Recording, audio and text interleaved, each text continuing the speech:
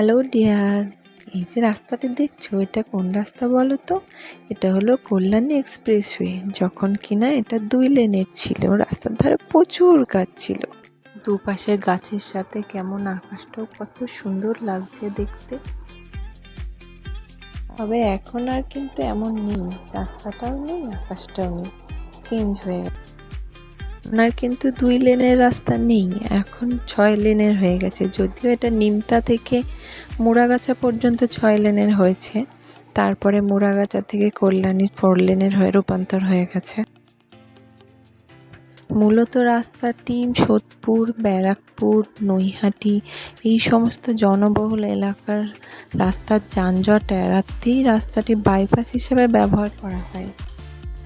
যারা এমসি যাতায়াত করবে ভাবছো, তাদের জন্য তো খুবই সুবিধা হয়েছে। এখন টাইমটাও অনেক কম লাগে পৌঁছাতে। আমি হরিণঘাটা প্রায় যাতায়াত করি, তো ম্যাক্সিমাম টাইম এই রাস্তা ধরেই যাই। কাপার মোড় থেকে ডান দিকে টার্ন নিয়ে নিই। তোমরা যারা দীর্ঘদিন এই রাস্তা দিয়ে যাতায়াত করো, তোমাদের এক্সপিরিয়েন্স জানিও। আমার তো বেশ ভালোই লাগে, এখন আসতে অনেকটা টাইম কমে গেছে, স্মুথ হয়ে গেছে রাস্তা।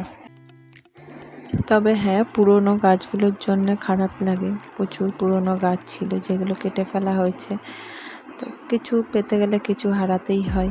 নতুন গাছ কিছু লাগানো হয়েছে, দেখা যাক। যাই হোক, তোমাদের এক্সপিরিয়েন্স শেয়ার করো,